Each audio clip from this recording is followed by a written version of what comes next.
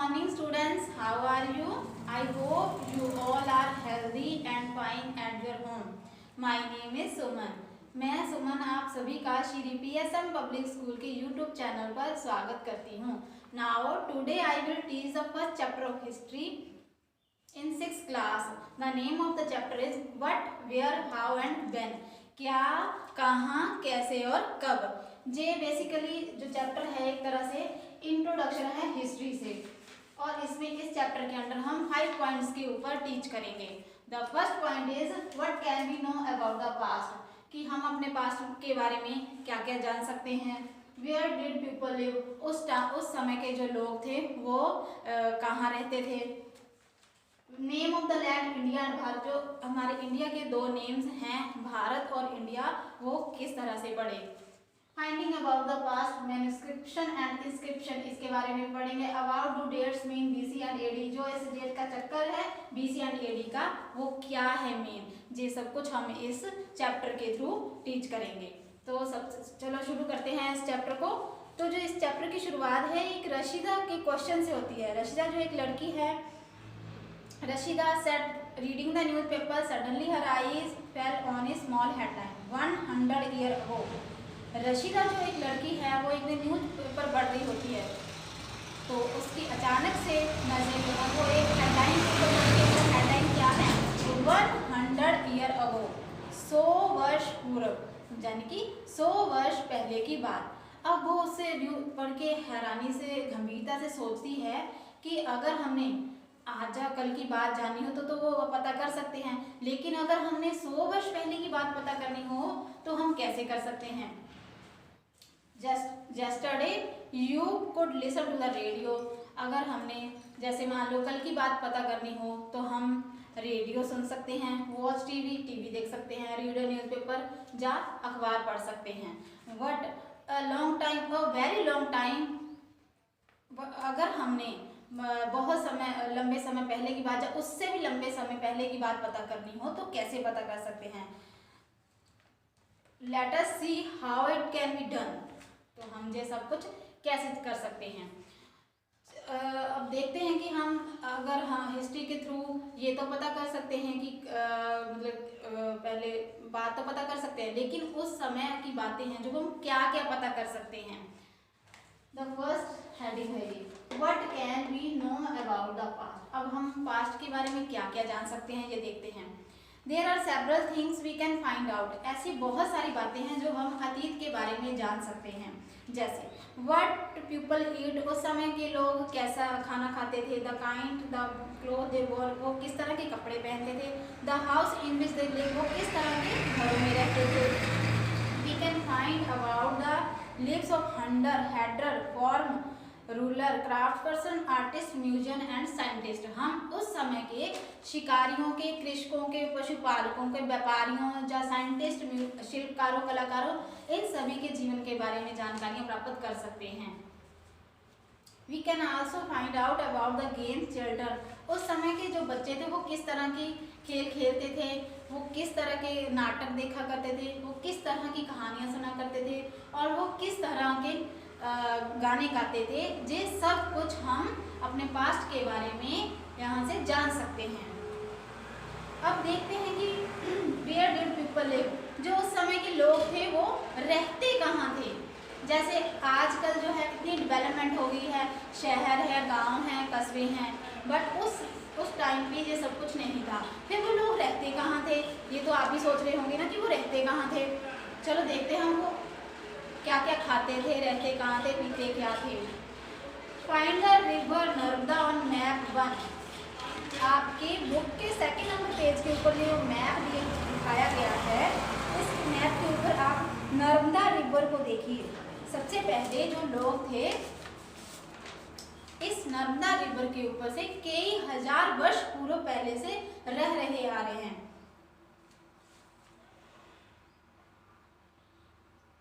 Some of the earlier people who lived here were skilled gathered, that is people who gathered their food. आरंभिक रह रहे लोगों में से कुछ ऐसे कुशल संग्राहक भी थे जिनको अपने आसपास की संपदा के बारे में पता था. They knew about the vast wealth of plants in the surrounding forest and collected roots, fruits and other forest produced for their foods. वे सभी लोग अपने आसपास के जो संपदा थी, उनके जंगल के आसपास की जो संपदा थी, जहाँ पे वो नर्मदा नदी के ऊपर रह रहे थे, उसके आसपास की जो जंगल की संपदा थी, उसमें से वो अपने लिए फल, जड़ें और आदि सभी उत्पादों का संग्रह किया करते थे। They also hunted animals, और वो जानवरों का शिकार भी किया करते थे। Now find the Suleiman and Kirthar hills to the north east. अब जो मैप दिया गया है, इसके नॉर्थ वेस्ट के ऊपर उत्तर पश्चिम की ओर सुलेमान और किर्थर हिल्स जो हैं वो शो की गई हैं। ये देखिए नॉर्थ वेस्ट के ऊपर दी गई हैं किर्थर और सुलेमान हिल्स, ये आप मैप के ऊपर से देख सकते हैं। Some of the area where women and men first began to grow crops such as wheat and barley about 8,000 years ago are located here. अब जो इन सुलेमान और किर्थर की जो हिल्स हैं, पहाड़ियाँ हैं, उनके आसपास के जो कुछ क्षेत्र थे, लगभग वहाँ पे 8,000 वर्ष पूर्व से स्त्रियाँ और पुरुषों ने सबसे पहले गेहूं और जौ का उत्पादन करना शुरू किया।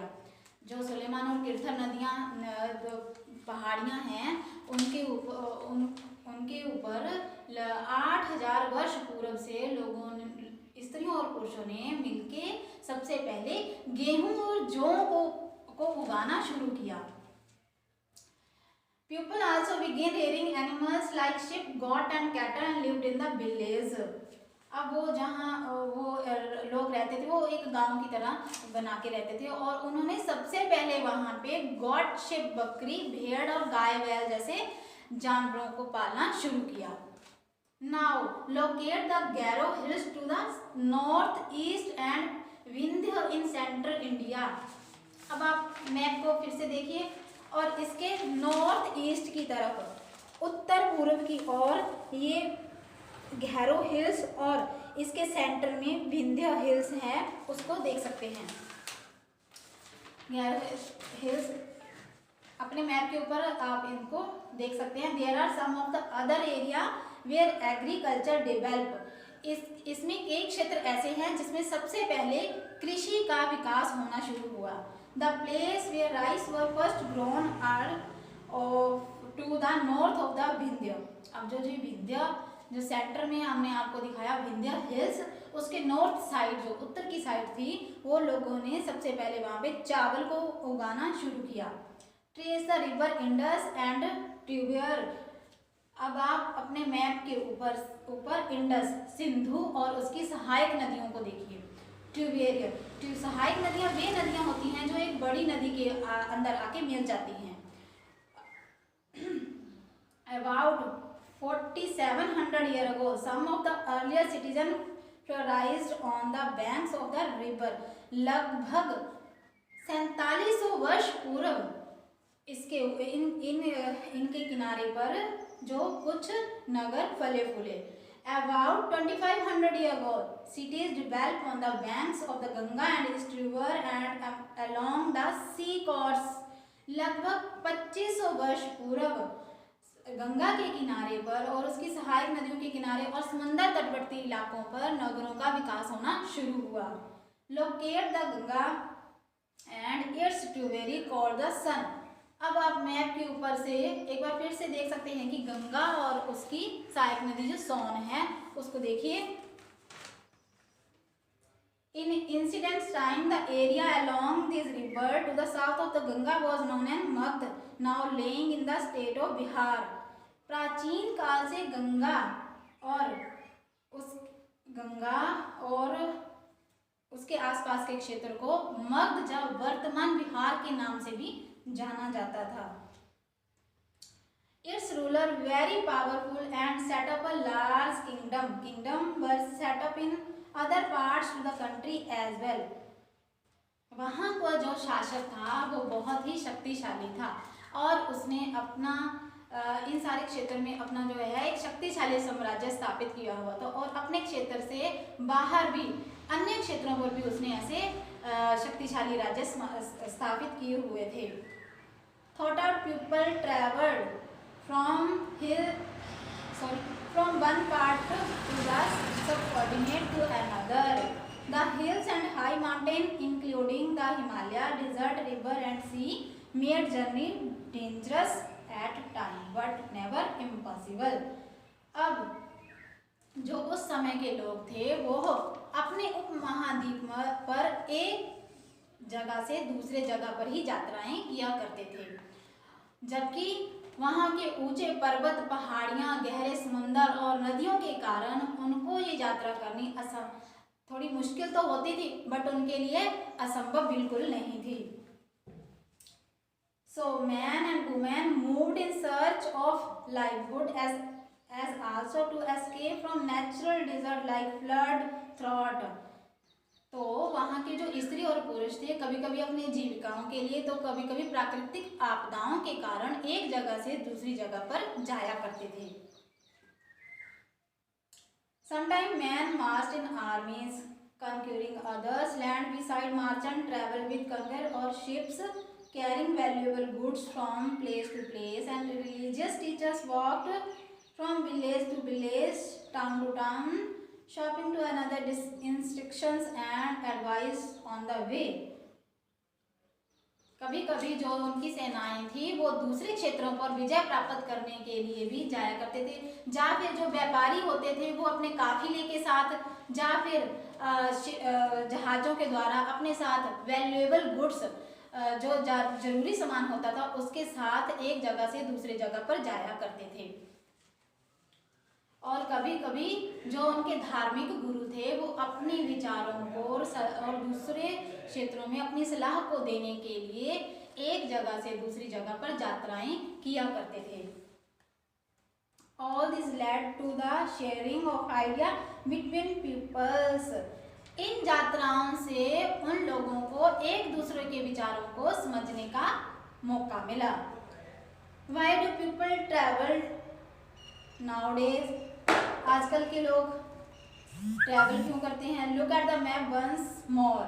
अब आप फिर से एक बार इस मैप को देखिए, इसमें जो ऊंचे हिल्स, माउंटेन्स हैं, ऊंचे ऊंचे पर्वत हैं, पहाड़ियाँ हैं, जो गहरे समुद्र और नदियाँ हैं, वे अपने आप में ही एक प्राकृतिक सीमाओं का निर्माण करते हैं, प्राकृतिक सीमाओं का निर्माण करते हैं। While it was difficult to cross these frontiers, those who wanted could and did scale the mountains and across the seas. People from across the frontiers also came into the subcontinent and settled here. जबकि उन लोगों के लिए इन प्राकृतिक सीमाओं को लांघना बहुत ही मुश्किल होता था, बट जिन लोगों ने ऐसा करना चाहा उन्होंने किया। उन्होंने अपने मतलब ऊंचे ऊंचे पहाड़ों की ऊंचाइयों को छुआ और जो लोग उपमहाद्वीप से बाहर आके जहाँ पे बसे हुए थे वो यहीं पर ही आके बस गए। The movement of people enriched our cultural tradition. उन लोगों ने हमारी हमारी सांस्कृतिक परंपरा को समृद्ध किया। People have shared new way of covering stone, composing music and even cooking food over several hundred of years. लोग कई सौ साल वर्षों पूर्व से ही एक दूसरे के साथ अपने विचारों को शेयर करते आए हैं, जैसे कि भोजन बनाने के बारे में, पत्थर तराशने के बारे में, या फिर संगीत रचने के बारे में। ये सारी चीज़ें एक दूसरे के विचारों के साथ शेयर करते आए हैं। तो ये था, हमने देखा कि what can we know about the past, कि हम अपने पास्ट के बारे में यहाँ से क्या क्या जान सकते हैं। वेयर डिड पीपल लिव, जो उस समय के लोग थे वो कहाँ कहाँ रहते थे। ठीक है, अब थर्ड पार्ट इसमें मेनली आता है name of the land, India and Bharat. जो हमारे भारत के इंडिया के दो नाम है, भारत और इंडिया, वो कैसे पढ़े, ये हम डिस्कशन जो है वो अपनी नेक्स्ट वीडियो में करेंगे। Thank you so much.